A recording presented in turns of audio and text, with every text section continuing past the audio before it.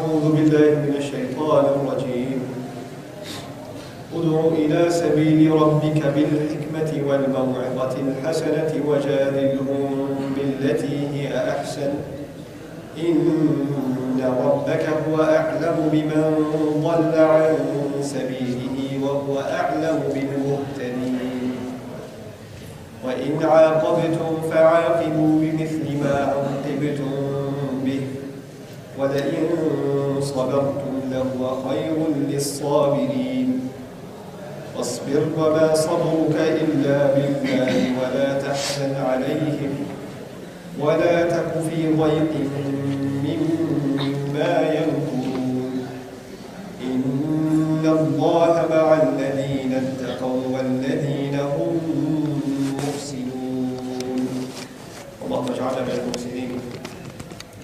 الحمد لله رب العالمين والصلاة والسلام على سيد الأنبياء والمرسلين وعلى آله وصحبه أجمعين. Assalamu alaikum wa rahmatullahi wa barakatuh. Once again, I was actually very torn about what I'm going to talk to you guys about today in our brief gathering, and I think I'll try to cover as many thoughts as I possibly can in regards to this passage in the next half an hour or so. But if it is left over, I'd like to, inshallah, another time come back and complete this discussion. I think you've heard many khutbahs, many talks, lectures even, or maybe even read things about the importance of da'wah in Islam and conveying the message of Islam to others. And this is not a small subject, it's something that's given a lot of importance in the Quran. Allah talks about it quite often. And if you think of the sunnah of our dear Messenger sallallahu alaihi wasallam, one of his most common sunnah, one of the things he did all the time, essentially, if you look at his life, one of the summaries of his life is that he was a da'i to Allah, he called people to Allah. And that's all of the messengers, alayhi wassalatu wassalam. So it's not a small portion of Islam. This is a big deal in our deen, this calling or inviting to Islam. But a lot of times we leave that subject very general. Like we say we have to make da'wah, but we don't really dig deep and ask ourselves, what does that really mean? And what does it mean? How do I get prepared? Or us as a community, us as an ummah, us as Muslim men and women, how do we get prepared to make da'wah? What are the prerequisites of it? And then what are the different kinds of da'wah and how do you engage in them? And how do you as an individual, I as an individual, how do we contribute to the work of da'wah in our deen? So these are very important questions that have to be answered, and Allah did not leave us without answers to these questions. He didn't leave us without answers to these questions. But today, inshallah ta'ala, though I want to talk to you about very important and high things, they do come before that. There is a prerequisite, and it seems like an unrelated topic, but it is a critical thing that we have to address. You could even say if the work of da'wah is like a building, what I want to talk to you about first is the foundation. And in that foundation there are many ingredients. I want to only talk to you about one of those ingredients. And that one ingredient, basically you can call it brotherhood. Unity and brotherhood. Allah Azza wa Jalla says in Surah Al-Hujurat, He says, إِنَّمَا الْمُؤْمِنُونَ إِخْوَةٌ. Believers, true believers, are nothing but brothers. Ikhwata. The word ikhwa, as some of you may remember the talk of Sheikh Abdul Nasir, ikhwa is different from ikhwan. Ikhwan is brothers, like a fraternity of brothers, or when you say to somebody outside, he's like my brother, or he's my brother, we're brothers in Islam. People can be brothers on a basketball team, or people that work in the same company say, that's my brother, or whatever. It's a show of like solidarity between people, unity between people. But ikhwa, the Arabic word, actually means blood brothers. Blood brothers. That you're tied by a blood relation. You have the same mother. That's the word Allah used to describe our relationship with each other. إِنَّمَا الْمُؤْمِنُونَ إِخْوَةٌ. Now that requires us to think very deeply. Because brothers, blood brothers, how many guys here, brothers here that actually have brothers? Physical siblings? Okay. If you have brothers, you know this already. You fight a lot. Between brothers, there are a lot of arguments. You get into it. You can even beat each other up, get into a wrestling bout. It can get ugly. And sometimes I hate that guy, I can't stand you. Get out of my room. So between brothers, it's a natural thing to have clash. But the ayah is about unity. And yet Allah compares us to blood siblings. And what is that? One of the first implications of that is we are going to have fights. We are going to have arguments. That's part of it. But But you know what? Even if you're beating your brother up, somebody on the outside comes and starts beating your brother up, you know what you're going to do? Hey, that's my brother. I could beat him up. You can't touch him. You can make fun of your brother. You can make jokes about him. You can make fun of how short he is or how fat he is or whatever. Somebody else comes along and starts making fun of your brother. What are you going to do? If you have any sense of self-respect, you're going to say, hey, that's my brother. You understand? So even if you have kind of rifts in between, in the end, there is something stronger than any, it's this bond of blood is very strong. And beyond all the arguing and bickering, that bond has to be there. Now the reason I mentioned that is we say very easily to say the entire ummah, we are all brothers in Islam. The people in Egypt and the people in Indonesia and the people in Turkey and the people in Pakistan and Bangladesh and the people in Somalia are all brothers in Islam. Very easy to say that.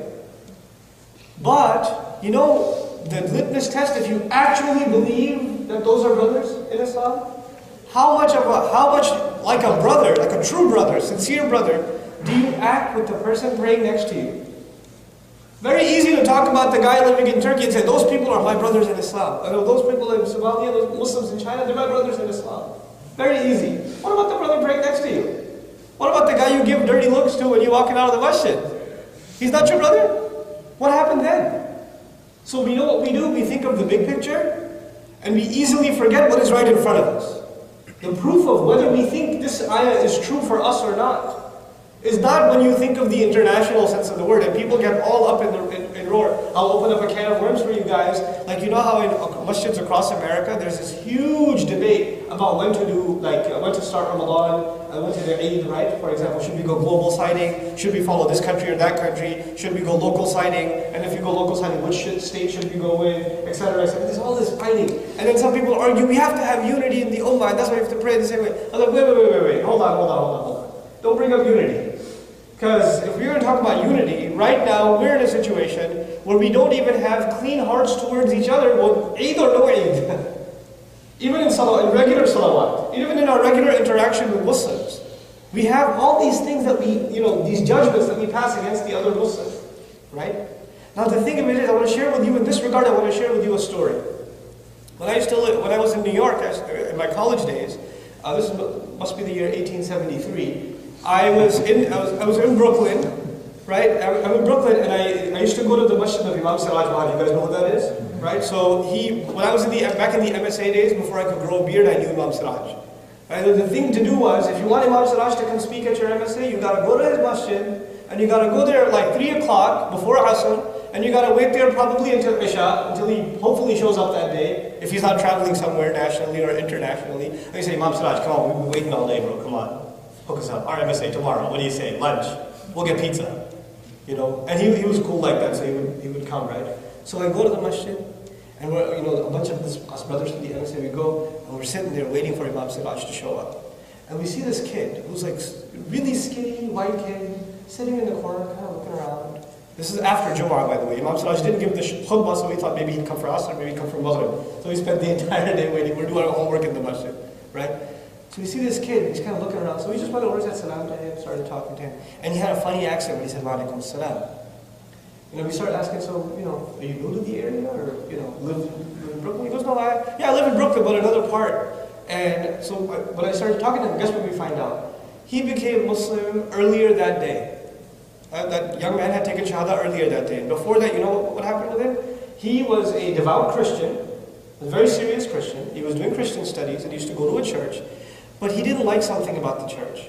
He said there was a black church, and there was a white church, and there was a Spanish church, and all these churches were very ethnic, and they only cared about their own. And even though they talked about God and humanity, they only really talked about their own people. And even within that, they would fight with each other. And my heart was like, how can this be the right religion? So I started reading the Bible for myself, and I realized, there are a lot of laws in the Bible that Christians don't follow. So they started looking into who follows the laws of the Bible. Oh, the Jews do. So he goes to the synagogue, and he started learning the Torah. He started learning the Torah. He memorized it. He learned Hebrew, and he memorized a huge chunk of Torah. And he was actually going to Yeshiva Institute in Brooklyn. Brooklyn looks like Tel Aviv, some parts of it. It's a very extremely Jewish community area. All the signs are in Hebrew and everything, right? So he's going there and he's studying Torah in the Yeshiva Institute. And you know what he says? After almost a year of studying Torah and memorizing parts of it and learning the language and being, these people, the leadership of the community, of the Jewish community, the Orthodox of them, they used to look at me as an outsider, as an inferior. Because in Bani Israel, they consider themselves the chosen, right? So it's very hard for them to say, no, you can't come, you can't convert or whatever. But even if somebody does convert, they kind of look down on them like, this guy's, we own the religion, he's got it on rent. He doesn't really own it. So they look down on him. And he said, I sensed it. I sensed that they look down on me. They judge me every time they look at me. They make fun of me behind my back. I sensed it. I didn't want to feel like that. So I started looking again. Because if there's a true religion, then one thing that will be an easy sign of that true religion will be brotherhood. That's going to be a sign of it. That these people, their hearts have become soft towards each other. Because if God has softened somebody's heart, then anybody else who believes also, there will be nothing between them but brotherhood. So he ends up in Masjid al-Taqwa. Thankfully, of all of the 300 masajid in New York, in the 5 boroughs at that time, now there's 700 or 800 or something, he ends up at the right one, alhamdulillah. At Imam Siraj's masjid, there's a huge Yemeni community, an African American community, a Hispanic community, everybody knows everybody else. It's a very friendly environment. And so he just attended Jumu'ah prayer, just sitting there attended Jumu'ah prayer, and after Jumu'ah, or as he saw the people coming in for Jumu'ah of multiple ethnicities, shaking hands, hugging each other, asking each other how they're doing, he's like, this is it. He took Shahada, no da'wah, nobody did da'wah to him. He had looked up how to do the Shahada, what you have to say. He's like, yeah, this is it. And we're sitting there listening to him like, whoa. Thank God you weren't at our masjid, bro, because you would have kept on looking. You would have ended up some Buddhist temple or something. There is something to this. When we're going to call people to Islam, when we're going to invite outsiders to Islam, there is something we're calling them to that's beyond just ideas. Islam is not just ideas. The ideas that are true, ideas can be true and false. But the deen of Allah is more than ideas. It affects not just what you know, but how you act, how you live, what your personality is like, how you deal with other people. And if it is the true religion, then it's not just that you have the right kinds of knowledge and the right kinds of ideas, and you memorize the right kinds of words. That's not enough. But your personality shows it. And that in and of itself becomes da'wah. That in and of itself becomes a call to brotherhood. Or a call to peace and harmony. Because one of the most fundamental aspects of harmony is harmony between human beings. And our deen, it gives us that. It gives us, Allah says in the Quran, He says about the believing community, He says, وَأَلَّفَ بَيْنَ قُلُوبِكُمْ. He put love between your hearts. He put love between your hearts.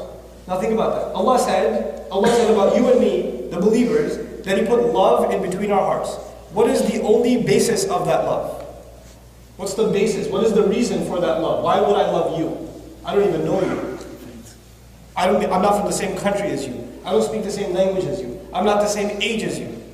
I don't have the same profession as you. I have nothing in common with you except what? La ilaha illallah. That's it. Muhammadur Rasulullah sallallahu alaihi wasallam. That's enough. And it's not any kind of I like you or I don't hate you. That's not enough. Allah said He put love between us. He put that love. Which means it's not any weak kind of love. It's not just any kind of love. It's not just some average relationship. This relationship, I didn't create it. Who did? Allah did. Allah put that love. So if you and I don't feel like brothers, if you look at me and you're like, this guy, I can't stand him. And I look at you like, here's another joker. It's like, there's thoughts going on in our head. Then maybe Allah is not talking to us. Because Allah is talking to true believers. True believers have love. If we don't feel that about our brother, if we don't have that feeling, then maybe we're not the audience that Allah is talking to. Because that ayah is about believers. That ayah is about people who have turned back to Allah, who used to be at the edge of hellfire and Allah pulled them back. وَكُنْتُمْ عَلَى شَفَا حُفْرَةٍ مِنَ النَّارِ فَأَنْقَذَكُمْ مِنْهَا. هذا في الآية. This is the message of the ayah. You were at the very tip of the hellfire and He pulled you back. He brought you into this brotherhood, into this Islam. I wanted to not talk to you about brotherhood today. I want to talk to you about da'wah. That's what I want to talk to you about. But I can't talk to you about da'wah until we make, that's the building, what you need first? The foundation. And one of the parts of that foundation is our brotherhood. That's our brother, you know. We have to be grateful to Allah that we're able to say La ilaha illallah. And we're able to say that. There's so many people that are not able to say that. And those who say that with me, man, I'm supposed to be close to them. But now I'll tell you why there's a deep, deep relationship between da'wah and brotherhood. Why those two things are very connected to each other. You know, if you've ever been on a mission, like maybe a project at work, it's kind of like a mission, right? You have to finish this task, and you're working with a team of people, or you're traveling with somebody, or you're playing sports and you know there's same people on a team. A lot of times, especially when there's a huge task ahead and you're making progress and stuff, you know what's really important for a team to succeed? What's really, like a team will not succeed. And those guys that play basketball, if there's 3-on-3 going on, and 3 guys are arguing with you, hey, don't pass the ball, man. You ball hog, you keep taking the shot. You're going to break anyway. Just pass it off. Why do you give me like these law passes? Why does a bullet pass to my face? Why every time? And they're arguing with each other, right? And the other team is synced together, they're passing, they don't even have to look at each other to pass the ball. And it's all like, it's like clockwork, right? Who's going to win? The team that is arguing with each other, or the team that's synced together? The team that's synced together. The team that's like, even if they have a problem, they get together, bro, do this next time? Okay, I got you. All right, handshake. There's no arguing, there's no criticism, there's no cynicism. That's teamwork. The same thing happens at work or no? If you have a team that's doing a project, if you're arguing with each other, the job doesn't get done. If you have a job to get done, what must you have? Synchronization, unity, brotherhood. You have to have that. And especially when you do a big job, and you're together, like, you know, you've seen like a close big job example, even though I don't like to give the examples from professional sports, is teams in sports. When they win a championship, when they win the bowl, when they win whatever, they're hugging each other, they're going crazy, we made it. There's this brotherhood between them. And forever they'll remember this is what unites us. We were brothers on the team. We did this together, you understand? The same thing happens with soldiers. When they go on, you know, when they go out in the military, not every soldier knows everybody else. And actually this even happens in the United States military, for example. You have, you know, it's separated into branches. So the Navy is separate, and the Air Force is separate, and the Army is separate, and the Marine Corps, etc., etc. They're separate branches. And a lot of times these different branches, they hate on each other. They can't stand each other. But if it happens that on the battlefield, there's a Marine, and there's an Army soldier, and they end up together somehow in a difficult situation, right? And they help survive together. Doesn't matter if they're from separate places, what happens after that one mission? Forever now they are brothers. This is my boy right here. You know, he's going to call him every week and this and that. A bond is created when you're on the same mission. Now I'll come back to Dawah. One of the main missions of our ummah is to do the work of Dawah. If we're not brothers, that mission can't get done. You can't do it individually. Dawah, you can do a little bit of Dawah individually, but it doesn't mean much. In the end, it's a collective effort. It's a communal thing. It's a communal thing. That job will not get done unless we're synced together. Unless we take advantage of each other's talents. And we don't reinvent the wheel. A lot of times there's a reinvention of the wheel. You know what that means, right? Somebody else is doing it and you do it over again. No, you need to build off of that and do something more. You know, that's what synchronization is all about. No two people are doing the same thing. People are complementing each other's efforts. That doesn't happen until this brother.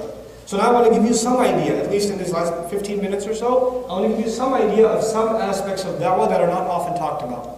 That at least, inshallah, helps us organize our thoughts about the work of da'wah. There's an ayah in the Quran that basically gives us a clue that there are going to be 3 stages of da'wah. There are going to be 3 kinds of da'wah, you could say. Da'wah, once again, for those of you who don't know the Arabic term, inviting people to Islam. The invitation to Islam. Okay? 3 kinds of people they're going to be. The most common, the first one, is going to be masses of people, the majority of people, the common masses, you can call it. A-sha'b in Arabic, right? The common people, everybody. And you know, at the level of everybody, you need to be able to deliver a message that anybody can understand. It's a simple message, it's a straightforward message, and it's a message full of good advice. It's good advice on how people should live, what they can do to make their life better. In the end, our religion, one of its most essential benefits, if you follow it, if you believe in it, if you practice it, it makes your life better. It brings peace to your marriage, it brings peace between you and your friends, it brings you peace in yourself, it brings you peace at the workplace, You're not, you're at peace with yourself and others around you. It brings you these benefits. And for the masses of people, what is needed? Good advice. That's the kind of dawah that's needed at the level of the masses. They need to be shown the beauty of this deen and how it's good counsel and good advice.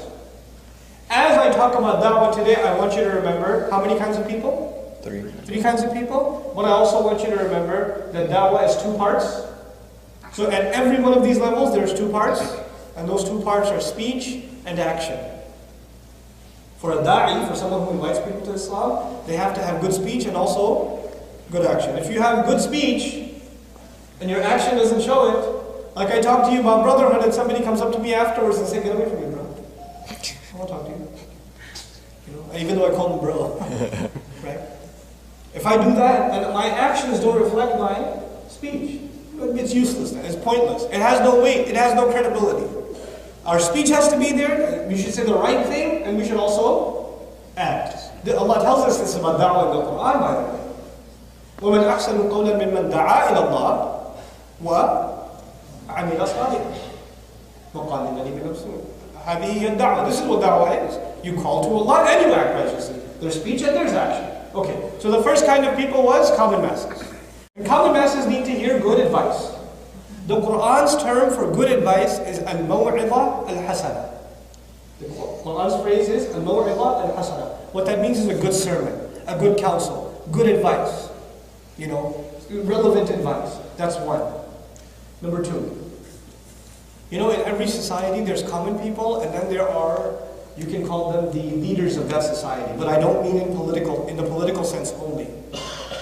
Leaders in a society are, the better term for them is the intellectual elite. The intellectual elite. These are very intelligent people in society, Muslim or non-Muslim, and they are at the top of their fields, whether their field is finance, or it's government, or it's economics, or it's any sciences or whatever. They're at the top of their fields. They are the pioneers in their fields. Everybody else looks up to them. They are even the trendsetters of that society. They're the analysts of that society. They're the thinkers of that society. They are the think tank, the upper echelon of that society. If you want to invite them to Islam, al-maw'idha al-hasana, good advice, good counsel is not enough. Because these are really smart people, what kind of questions do they ask? Easy ones or hard ones? They ask hard questions. They ask deep questions. And any da'i, somebody like myself, may not be able to answer their questions, because their questions are tough. For example, somebody who's at the highest level of their studies in, let's say, finance, and they're very successful, or somebody people look up to, like somebody like the head of the Federal Reserve, for example. I have an opportunity to talk to him about Islam. He's going to ask me not about Islam, but he's going to say, what does Islam say about the stock market? What does it say about, corporations? What does it say about shareholding? What does it say about antitrust laws? He's going to start talking to me about financial terms, and I'm going to be like, haram? I'm not going to have an answer for it. If he's asking me at a certain level, if I have to give him Islam, I have to give him Islam at what? At his level. At his level. And it's not like that's a bad thing. We're supposed to present Islam at every level. And if people are at different levels, we have to be able to present our deen at different levels, you understand? Now that advanced level of presenting our deen, is that going to benefit everybody? If I start giving a khutbah about, antitrust laws and corporations and, is that going to benefit everybody? No. What did most people need? What did I tell you? Good advice. Good advice. Good advice. But then these upper echelon, they need special kinds of dawah. Special kind of wisdom is necessary to deal with them. Okay, now we got two kinds of people. Now let's imagine we're living in a happy time where we realize that our young generation, we have to turn them into what? Da'is. And we realize a good number of them, we have to create an army of men and women that are going to give good advice. And we also have to create at the same time an army of our leaders, our young leaders, that are going to be able to give da'wah at higher levels. They're going to be specialists. And we have that vision, and we start producing these people. If you imagine that starts happening, you know what's going to happen? The society at large they're going to start getting scared. They're going to start getting scared. This is crazy. Some of our really top people are becoming Muslim. This can't be good. Because when really influential people become Muslim, what happens?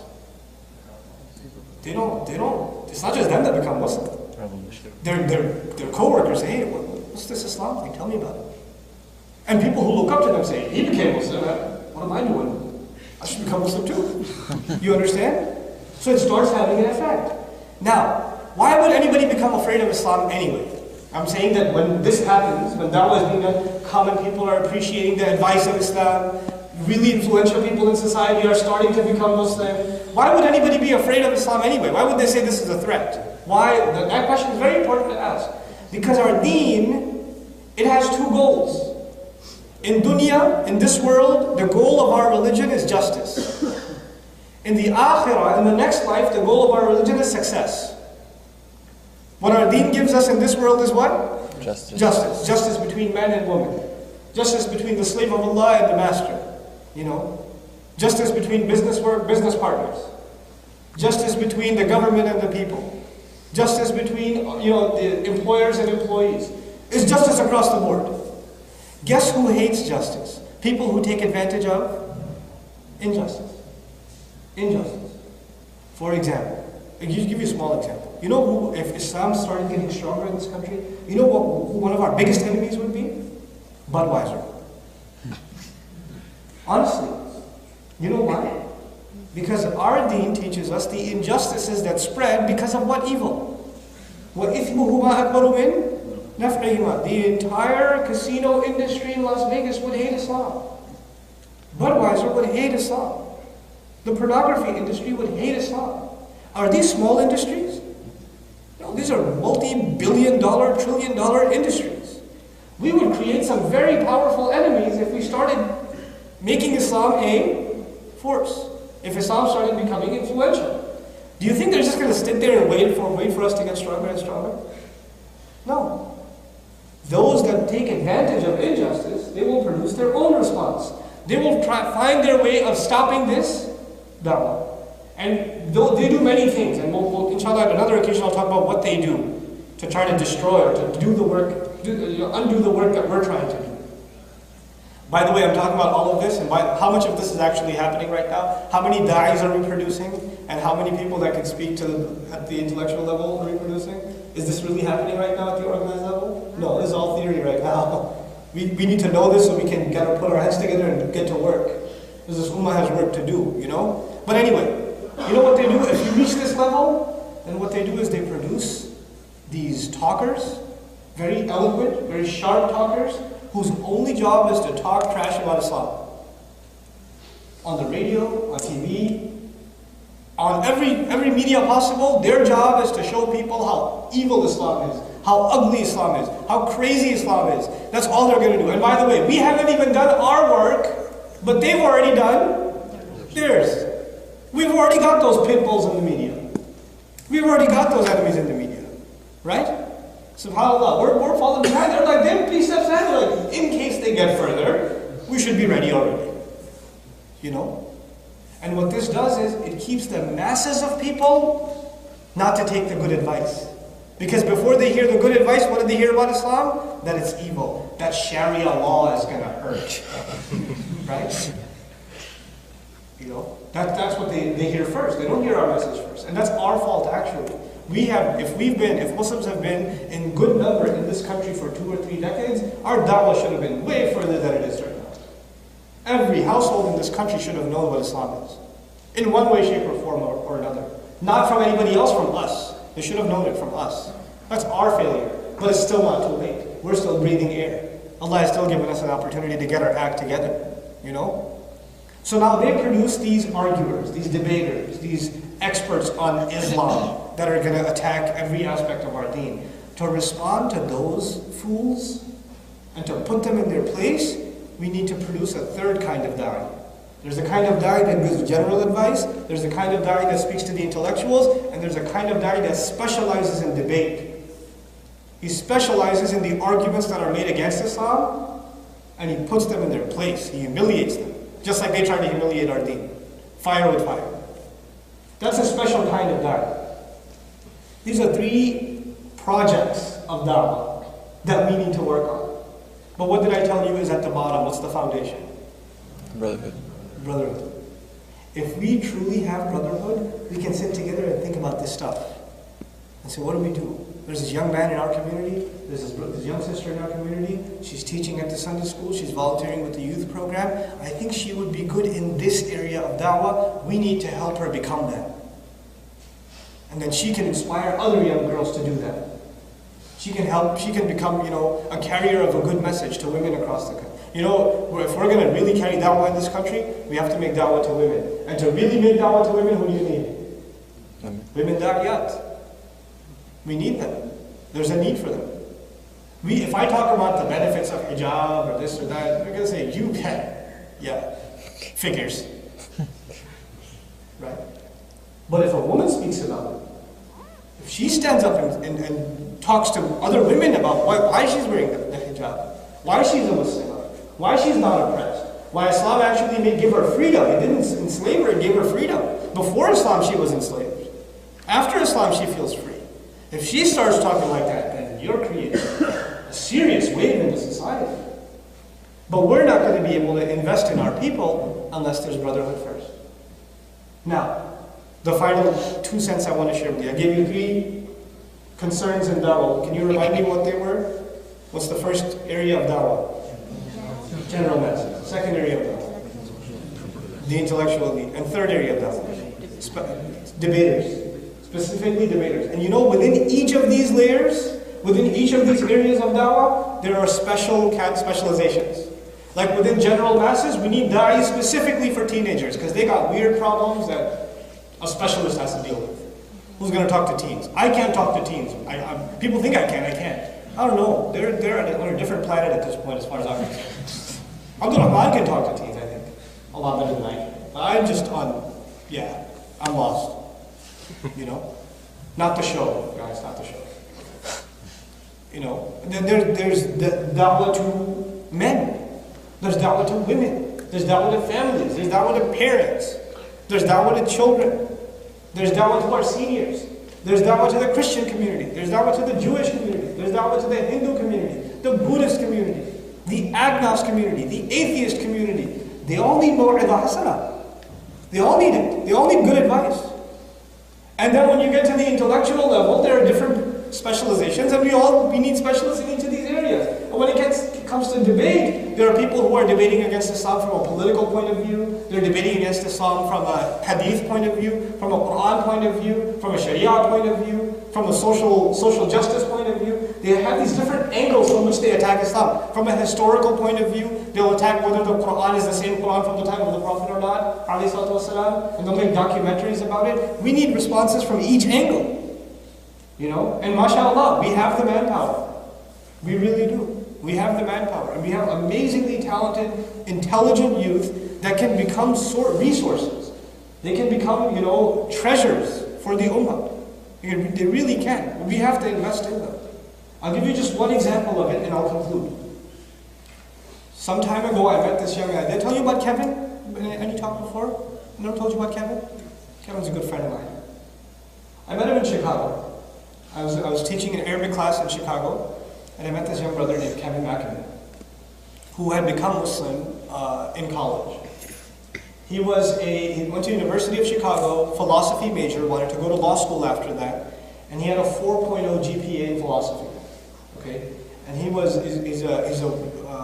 originally, I think 2 generations back, they're Spaniards, but he's a white American, you could say. He's Anglo-Saxon, he's a white guy, but he's originally Spanish, from Spain, not Latin America.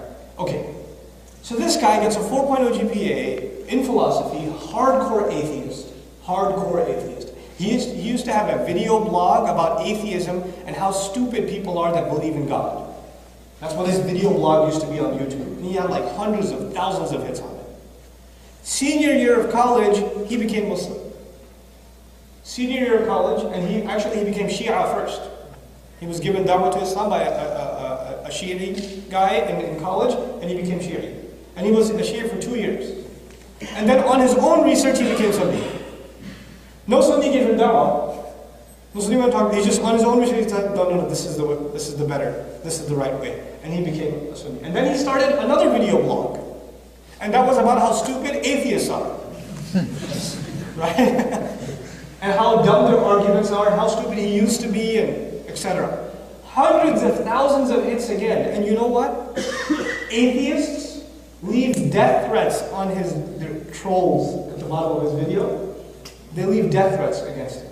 And he says to them, who's the extremist now, huh? Yeah. And you know what he did one time? SubhanAllah, this is amazing what he did. This is kind of controversial what he did, but I thought it was crazy. It was awesome. He put on this you know how the Philistines have this scarf that's black and white, the checkered? He wrapped it around his head, and he's got this black screen behind him, and he's holding a paper, and he's reading something really angrily in English. About how we will not tolerate disbelievers, and we will wipe them out, and blah, blah, blah, blah, blah, blah, blah. It's going off, right? And then he puts it down, and he takes the thing off, and he zooms in on the paper. Part of it was quotes from the Bible, the rest of it's from the KKK. Right? He's just making a point. Like, extremism is everywhere. It's not one religion, it's not one thing. It can take any form. You know? But people that are listening to the first are like, oh my God, what's he doing? You know? But he made an amazing point. You know? So, you know, people like that, when I met him, he wanted to continue his Islamic studies. So I said, bro, he found a program in Malaysia, actually, a master's degree in Islamic philosophy and ethics, which basically would prepare him to do some real dawah work when he comes back. So, alhamdulillah, he left, and may Allah give him success in his studies. I think he should be back in a couple of years. And he'll be an asset to the entire country, inshallah ta'ala, when he comes back. But you know, there's talent like that. It's just all over the place. If we were really a community, we would spot that talent before they had to look for solutions. We would say, come on, let's go. We'll help you out. This is all of our problems. This is not one person's problem, one person's project. You know, similarly, I think Sheikh Nouman Ali gave the khutbah today over here in Plano. His project in Los Angeles, it's awesome. I've been there. I spoke at their fundraiser almost a year ago. That project is amazing what they're trying to do. And I think it can be replicated all over the country. What he's doing is very intelligent. And one of the things that makes him unique, this brother, is that he was at Deloitte and Touche before. He was like, in the 90s he had a 6-figure salary. If he had stayed in that job, right now he'd have a 7-figure salary. He left it to do this project. Just to do this project. And his philosophy was, we have to come up with a better way of financially managing Islamic projects. And so, if inshallah you'll get an opportunity to speak to him when he comes back, or maybe visit his website and see how it's revolutionary what he's trying to do. None of the fundraising these people do goes towards operational expenses. All of it goes to the capital expense of building. Because they have such a good business plan that they don't have to fundraise to keep the institution going. They don't have to do that. That comes from tuitions and whatever programs they're running. So they don't. Once they're done raising the funds for the building itself, fundraising stops, ends. That's their pledge. We're not going to fundraise. That's how rock solid our business plan needs to be. I mean, we need people like that. People, planners like that can take our community forward. Bottom line though, in this talk, in this brief conversation I wanted to have with you, I wanted to give you at least some picture of the kinds of areas of da'wah work that are needed. And the kinds of the prerequisites we all have to fulfill, and how we have to become a family, wallahi. We're all brothers in Islam, but people that are living in Plano or are praying at the same masjid and you're coming here for Jumu'ah, you have even more reason to be brothers. You are brothers even by proximity on top of Islam. And you have the opportunity to share salams with each other, fulfill the saying of the Prophet ﷺ, Afshu salam. That makes you even more brothers. And when you're supporting the masjid, you're supporting any cause locally, like even the fresco community here, that makes you even more brothers. That should increase your brotherhood. It shouldn't happen like everywhere else. You know what happens? The bigger the masajid get, the bigger the nastier the arguments get. That happens all over the country. I'm not pointing at any one masjid. It happens all over the country. And the harder people's hearts get, the more apart they get from each other. No. The more we grow, the more our unity should grow. Our brotherhood should grow. Our tolerance should grow. That has to happen because we have a huge project ahead of us. We can't even start thinking about that project if our prerequisites are not met. And Allah is expecting results from us. The clock is ticking. We have to answer Allah for what we did. We are in a better position to do this than most Muslims across the world. There are Muslims in the world that if they say even a little bit about Islam, they are arrested. In Muslim countries, they are arrested. They're taken away. I knew a brother who used to live in New York. He moved to a country which shall not be named. And he went there and he started giving a halaqah after Fajr about the benefits of praying at the masjid. Nothing. He's not talking about toppling any government. He's just talking about just the fada'il of praying Fajr in the masjid. 3 days later, the cops showed up and said, you do this the 4th day, your passport will be revoked, you'll be deported, your assets will be frozen, etc., etc. He's like, what? Why not just salat in the masjid? That's all I said. He's like, yeah, today salat in the masjid, tomorrow you'll go crazy. So, we don't need this. We don't need this here. Allah has given us this gift of free speech that we enjoy in this country. Allah will ask us about it. Allah will ask us about this gift. This gift of the right to life, liberty, and pursuit of happiness, that is part of the Constitution that we enjoy. Muslims enjoy in this country. How did we, when we pursued our happiness, did we pursue Allah's pleasure at the same time? We're going to have to answer Allah. When we have liberty in this country, did we use that liberty to serve Allah's deen? We will have to answer. Those of you who go and take your pledge and become citizens or whatever, you say, oh my God, now I have the freedoms to really serve Allah. Really serve. We don't think that. We think, oh, now it's time to party. Now I can travel abroad. I can go to England for a vacation or something. But we have to change our mentality. And as an ummah, we have to become people of responsibility. I pray this brief talk was of benefit to you. I know I took way over the time allotted to me, and I apologize for that. Inshallah ta'ala, we will have another opportunity to sit and chat about some other issues. I didn't get to do these ayat at all. Can I just do the ayat end? Just one more? Okay. It ties everything together. Ud'u ila sabili rabbik. Call to the way of your master. He didn't say call to Allah. Ila sabili rabbik, the way of your master. In other words, when we call people, we have to let them know this deen will be a struggle. When you go on a road, it's hard. You get tired. It's not just an easy thing you come into Islam. We have to call people to this struggle. How would you call these people? بِالْحِكْمَةِ وَالْمَوْعِظَةِ الْحَسَنَةِ وَجَادِلْهُمْ بِالَّتِي هِيَ أَحْسَنُ. With wisdom. There's a higher elite of society. How do you call them? With wisdom. وَالْمَوْعِظَةِ الْحَسَنَةِ. With good advice. Who do you give good advice to? Common people. وَجَادِلْهُمْ بِالَّتِي هِيَ أَحْسَنُ. And you debate them in the way that is best. Who is this? The debaters usually respond. These all three in one ayah. All three in one ayah. And he says, إِنَّ رَبَّكَ أَعْلَمُ. هُوَ أَعْلَمُ. Your master, he truly knows best. بِمَنْ ضَلَّ عَنْ سَبِيلِهِ.